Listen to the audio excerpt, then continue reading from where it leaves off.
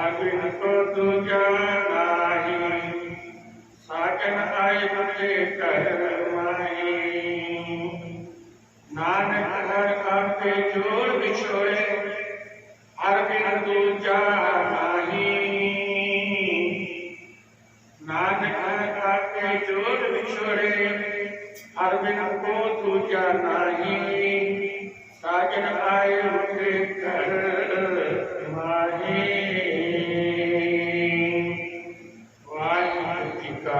खालसा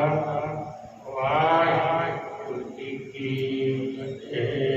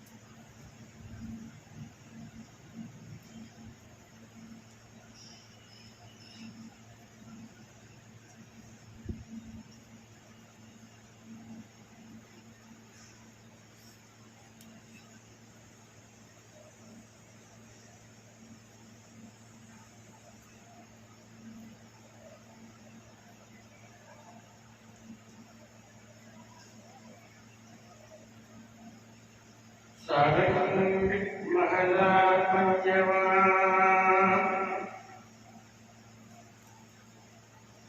रसना जपती तुही तुही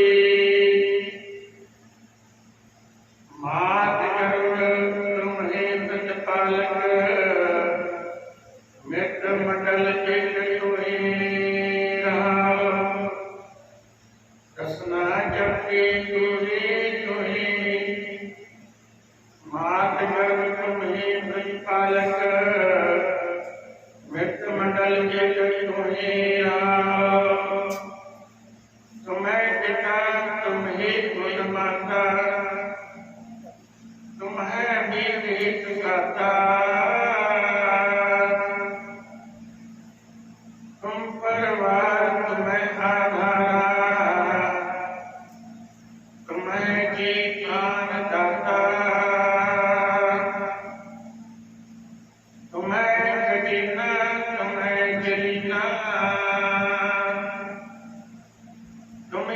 मालिक लाला तुम्हें पार जात गुरदे पाए और नानक कहे हला तुम्हें कठिना तुम्हें जरीना तुम्हें मालिक लाला तुम्हें पार जात गुरदे पाए और नानक कहे निहला।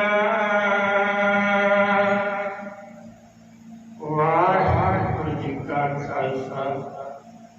वाहिगुरु जी की फतेह। शुभ प्यारी सत्कार का शास्त्र जियो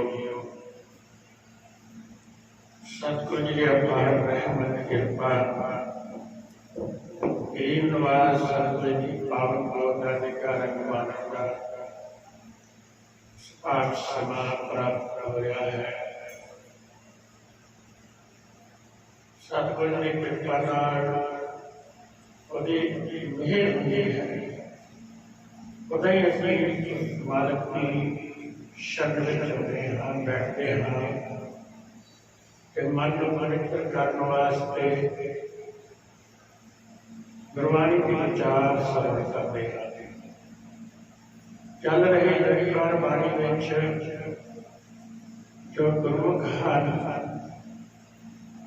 वो सब कुछ ही अपने मालक के पुत्रे ही पूरी सेना साथ निर्भर रहते हैं।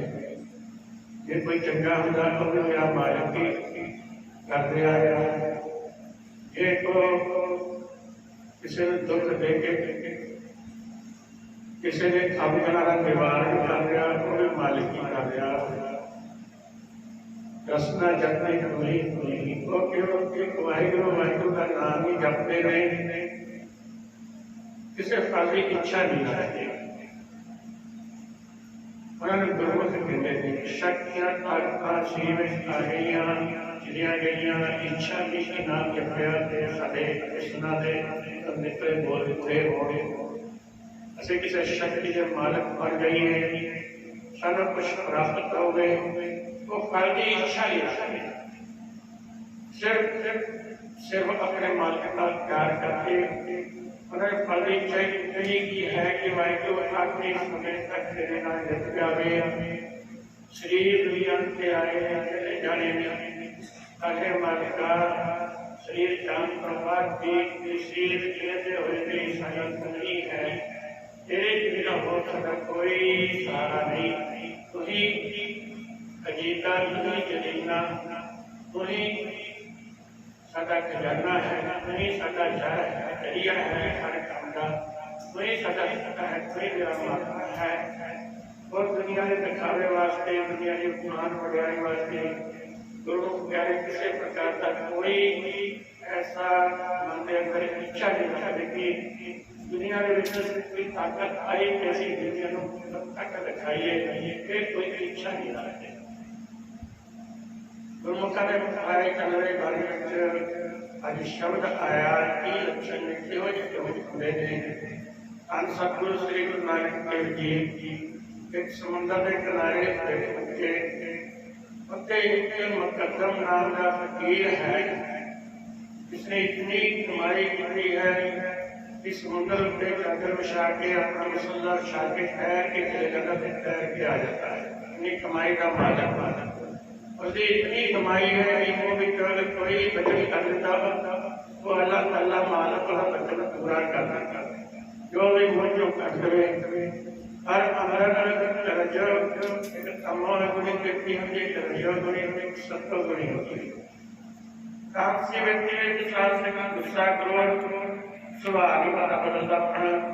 नाम पे जपता ही चले रहता है। मालिक ने दरगाह का प्रमाण भी है कि लगभग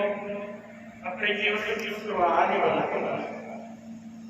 नाम स्विच रहता है। बड़े बड़े साधु महात्मा जिन्होंने प्राप्ति कर ली अपना स्वभाव ही पिछले जन्म करके को मैल नहीं रजब का किया कि मान बजाई वास्ते लोग से और खजा कर और वास्ते तप करना तपस्या करना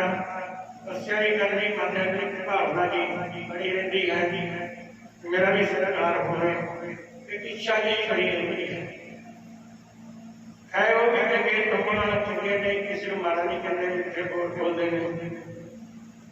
सत्ता बड़ी व्यक्ति मिलेगी सुखे सुखी मंदिर में इतनी निमरता आगनी का एक नहीं बनाई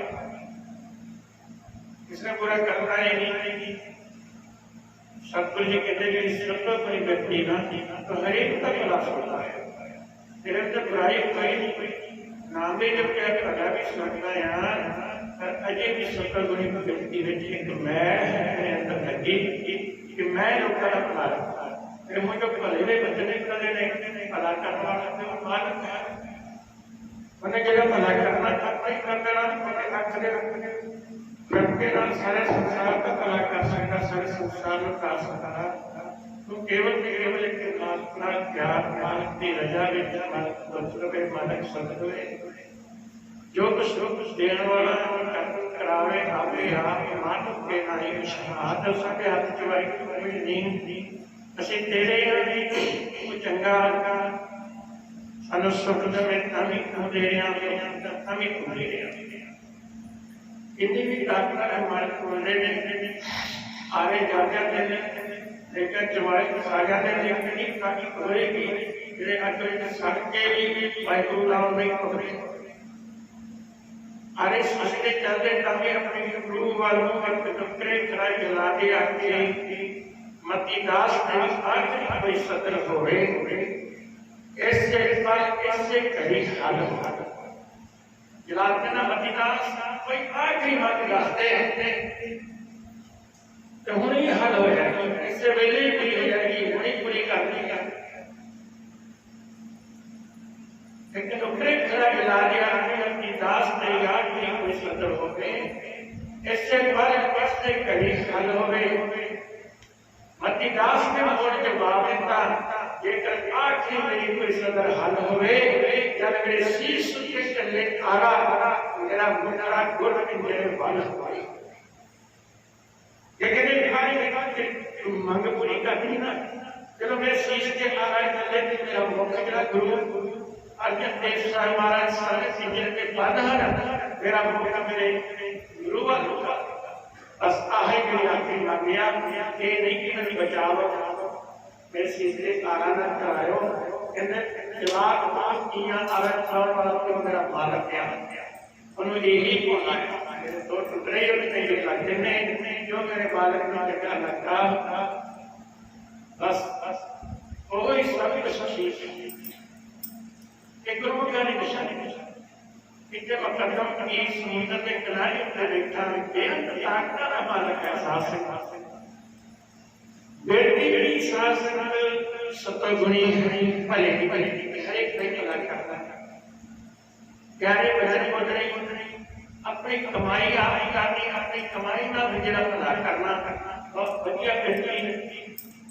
और सतगुरु जी कहते ये कृष्ण मात्र थोड़ी जी माया का लेस लगा हुआ है अहंकार भी नहीं है मान भी नहीं है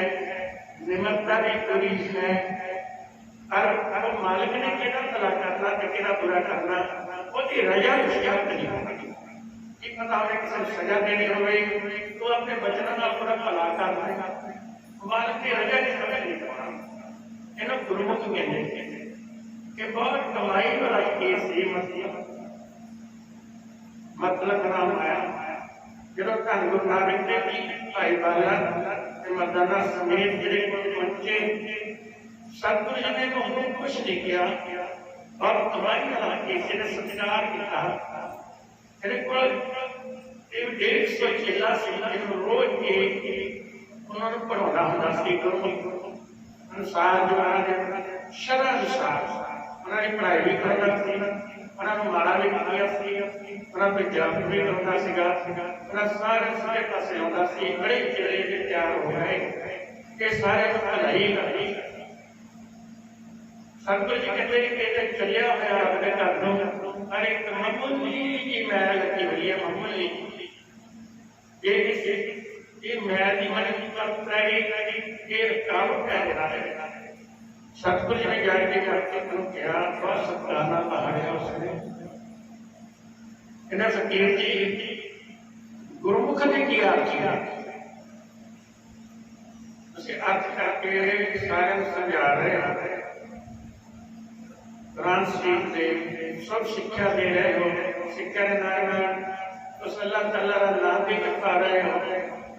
बहुत अच्छा जीवन है ਤੁਹਾਡਾ सत्कार जीवन है और सब गुरुमुख के हाथ दसो कि गुरुमुख किहनूं कहंदे जो इन्नी गल सुनी सारी फकीर नहीं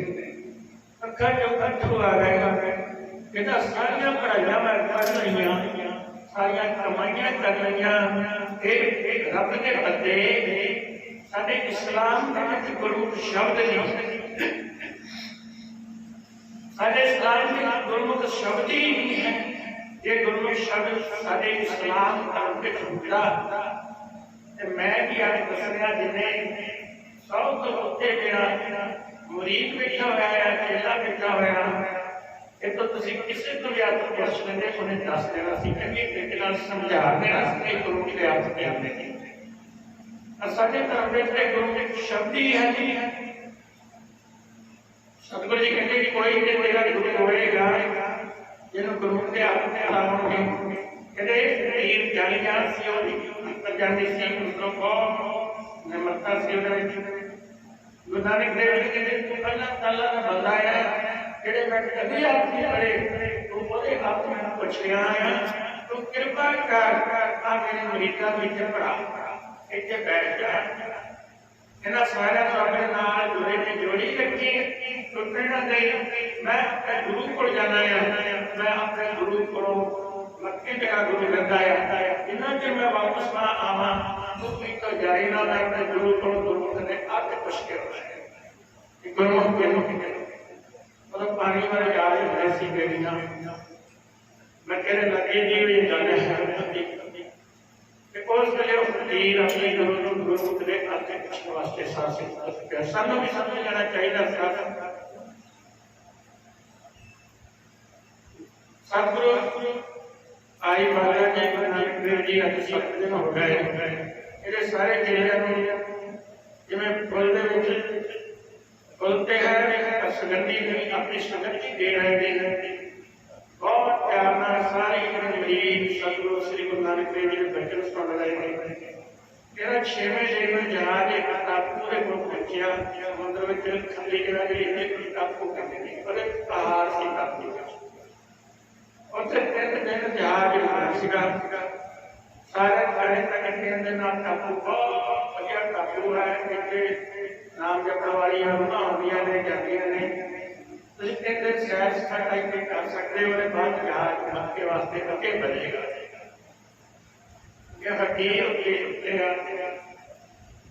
इन्हें सारे पार की सैर की घूमी जान गया कि साफ देखा कि पहाड़ा में पता नहीं कितों कई साधु आए थे। देखो परमात्मा का नाम जपते हैं, उन्होंने वास्ते उतो आकाश में हाल आए हैं छड़े। क्योंकि अगर लिखना जुड़ जाता सतगुरु जी गुप्त रूप में आई माता जी ने दिखाया जो सचखंड को वापस आ रहे थे। एक पहाड़ पाटिया हुआ नीचे लगातार एक रस निकल रहा था। मदाना लगना थोड़ा जहा पी के देखना बड़ा कुछ करके नाम पी फिर भी मदानी ने महाराज जब ला लिया एकदम बेहोश हो गया। सतगुरु जी ने हिला के होश के लिया कहते कि नाम रस तेरे बचाना बहुत औखा तू ये रस क्यों उसने ला लिया।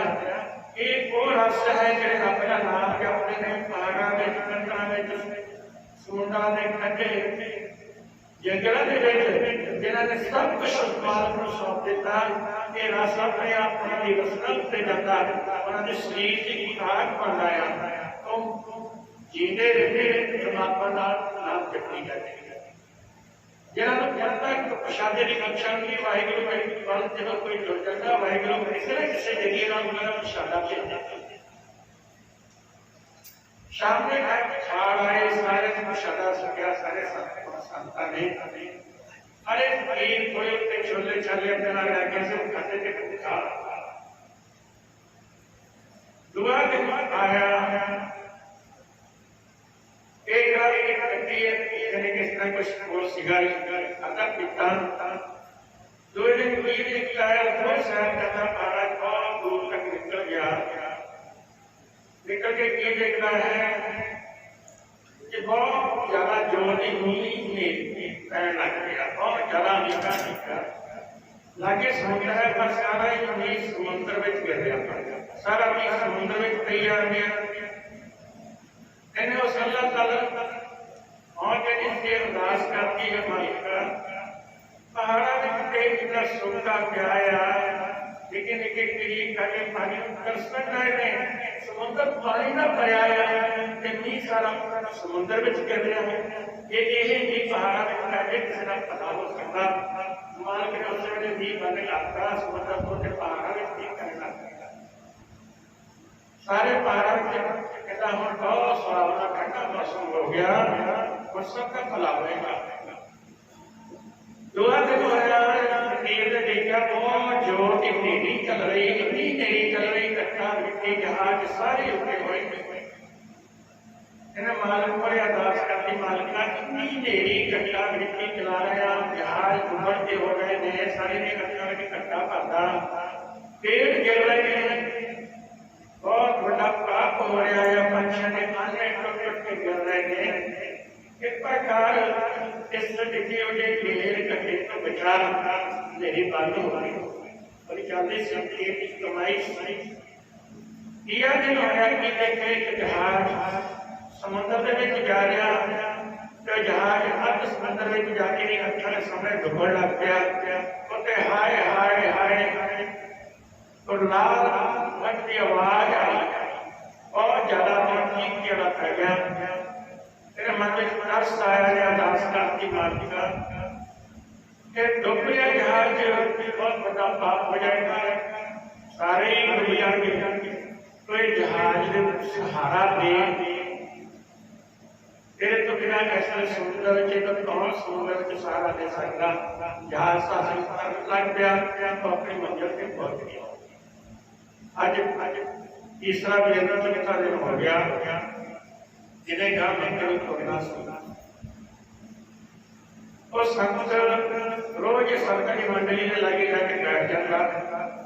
तो संत महात्मा के नाम जपने के बना वास्ते काश खाल होते हैं तो प्रसादा पानी छक लेते हैं उन्होंने जो मुख्य साथी से उन्होंने दसिया बाकी संत ने फकीर है रब का इम्तिहान दिन तो भुखा दिखता है मालिक सब को रोटी दिता है ਉਹਦੇ ਵਾਸਤੇ ਖਾ ਕਿਉਂ ਨਹੀਂ ਆਇਆ ਉਹਦੇ ਵਾਸਤੇ ਖਾ ਨਹੀਂ ਆਉਂਦਾ ਕਿੰਨਾ ਕੋਈ ਮਾੜਾ ਕੰਮ ਕਰ ਲਿਆ ਕਿਉਂਕਿ ਰੋਗ ਭਗਵਾਨ ਕੇਵਲ ਜੀ ਦਾ ਤਾਲੁਕ ਵਾਹਿਗੁਰੂ ਪੈਸੇ ਦੀ ਰੋਜੀ ਕਰਦਾ ਹੀ ਨਹੀਂ ਦੇਖਤ ਹੈ ਪਰ ਦੇਖਣਾ ਹੈ ਉਹ ਤਾਂ ਲੋਕਾਂ ਦੇ ਦੋਸ਼ ਦੇਖਦਾ ਹੈ ਪਰ ਫਿਰ ਵੀ ਉਹ ਰੋਜੀ ਰੋਟੀ ਉਹਨਾਂ ਦਾ ਭਲਾ ਕਰਦਾ ਉਹਨਾਂ ਦੇ ਮਾਰੇ ਕਰਮ ਦੇਖ ਕੇ ਉਹਨਾਂ ਦਾ ਭਲਾ ਕਰਦਾ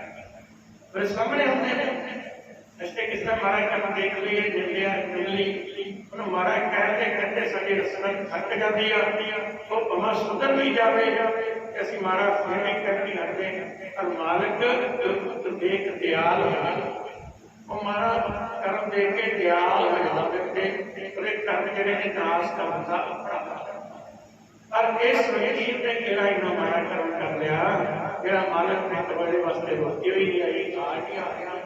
छोटे छोटे जो चब्बल भी आया तो जो कुछ हाथ सी सचखंड का प्रसादा है ये नाम ही करते लगातार बैठा मेरे मन में जो मुख्य संत सी उन्होंने कि बुला के लेके आओ उन्होंने बुला के लिया जो संतां दे कोल पहुंचा संतां ने मुंह लेके लफ्ज निकलिया जो संत हमेशा प्यार के लफ्ज बोलते हैं कहते गुरमुखा तू केड़ा माड़ा काम कर रहा जरा उस मालिक की केड़ी दया में फर्क पाता मालिक ने केड़े कानून नियम में जो फर्क पाया जरा मालिक के अंदर इतना उठाया मालिक का गुस्सा इतना बढ़ चुका तेरे लिए आज फिर भी छोले छोले जमना है सागर का गुजारा जीता रहा एक आपको परमात्मा ने नाम जपवाए सारे भक्ता है जितने वो 36 प्रकार के भोजन में जो रस नहीं पैदा जो जब साडा सचखंड को मालिक साडे वास्ते भेजदा है और साडे नाल बड़ा कर रहा लगातार और तू मेरा मारा काम कर रहा तेरे वास्ते क्यों नहीं था आया अच्छा जब अखरू आ गए मुझे रोना क्यों मैंने कहा गुरु के हाथ पे चक्कर लाया मैंने गुरु को कहता मैं तो कल भी गुरु के पुत्र के मुड़ना है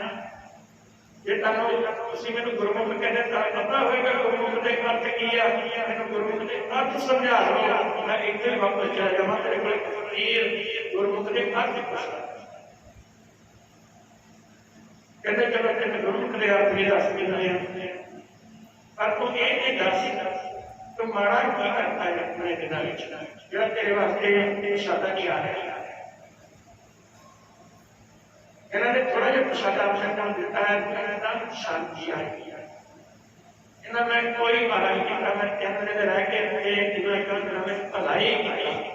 की भलाई कहते कि सब तो पहला भला तो मैं ये मेरे को बड़ी ताकत है नाम जपया मेरी कमाई नहीं है मैं बचत करता मैं अपनी कमाई देखो तो दास मालिक ने कितने सारा ही पानी के समुद्र में ये भर गया सका आज जितने अपना पहाड़ सीगा रेगिस्तान सी मैं मालिक पे अरदास करके सारा मीह बहा के बरसात का तुसी भी सुखी हुए पशु पंछी भी जानवर भी कीड़े मकोड़े भी सारे पशु के साथ पाए कहते दूजा और कड़ा भला करता कहते बेटा मेरी बहुत ज्यादा चलती सी दरख्त पड़ रहा है गर्मी बहुत सी मारे अपनी कमाई जो अरदास की सारी जगह खतर पाती तो मेरी होगी कहते और भी कोई कहते समुद्र से जहाज चौकता सी तो भी मैं बिना दिना में बचाया अरदास करके भले दे कभी कितने पता नहीं मेरी भलाई उस मालिक ने दर से कबूल हो रही है नहीं हो रही बुरा तो मैं कभी करता ही नहीं किसी का ना ही मालक हमारा बुरा कराए। तेरे नम्रता भरे पत्र सुन के संत चढ़ती कला दे श्लोक जोड़ी कहते प्यारे तो सर्वशील गुरमुख को उल्ट कर गुरमुख ही काम नहीं करती। गुरमुख ना किसी ने मारते ना ही समझीदा करते कहते जरा मीह पै रहा सी समुद्र दे विच तवीन जानवर ऐसे जिहड़े समुद्र तक सारा पानी पी नहीं सकते रहते समुद्र में है जो मीह रहता पानी में ही है और पानी सिर तो ताली वो मुंह अपना बाहर कट लेता कि पानी की बूंद मेरे मुंह में ना पै पर पीना वो पानी है जो आकाश विचों बदला राही मीह पड़ता है वो अपना मुंह करके वो मीह का पानी पीता है। ये पानी पीना पी सकता ही नहीं और घर में खराब होगा जो चढ़े पानी नहीं पाता बात नहीं होए जैसा पढ़ाया तो फिर भुखा होकर लोगों का जला जब कोई बरता तेरे घर में पानी गिरता जरा मिलना कोई किनारे हुए नहीं जाता इधर फकीरा नजारा इस समझते हैं जानवर ऐसे सीजरे अग के बाद खड़े सी कि कह रहा सारे पानी सारे पैसे सारे सीर सारे प्यास बुझ गए तो वो मीह पहाड़ के बरसाता हजारा ही जानवर थे प्यास तरस रहे हैं उन्होंने अंदर जी बल शीश निकलती बालकन कदों पानी मिलेगा उन्होंने विजय सारा को बंद करता उनके सबको बड़ा पाप दूजा कहते जी देरी चलती सी कहते तांबे दीआं धातियां ने एक लोगों के घर में कणक होर जिन्ना भी अनाज है अंधेरी अड़ा के लग जाती उत्थे इहो जानवर जिथे अनाज है कुछ खाने अंधेरी आती थे वो अंधेरी अनाज चारे सी उत्थे जानवर ने अनाज खाने सी तेरा भुख सी क्योंकि हजारा जानवर की जिहड़ी खुराक है वो नाश ना दी उत्थे भुखे मर गए समुद्री जीव समुद्र च भुखे मर रहे हैं ताबे धातियां इहो जिहियां धातियां ने जिथे बिल्कुल कोई खुराक नहीं बालक नेरी नहीं उन्हां तक खुराक पहुंचा से अड़ाड़ा के दाने पहुंचा रहा सी तो उन्होंने खुराक जिहड़ी वो खत्म कर दी तेरी मालिक ने खुराक तेरे वास्ते खुराक नहीं आ रही। तीजा तेरा तू कहने मैं काम बहुत चंगा किया समुद्र दे विच जहाज जोड़े उतारता इन्हें उस जहाज में बहुत पापी सी हमला करने वास्ते किसी राजे का जहाज सी और दूजे राजे ने देश के कमजोर राजा सी और इतने हमला करके आ रहा सी उसे हमला करके पता नहीं कितने जीव जंत जिन्हें नार पशु पंछी निके निके मावा के बच्चे बट के उन्होंने सत्यानाश कर देना सी उन्होंने पाप देख के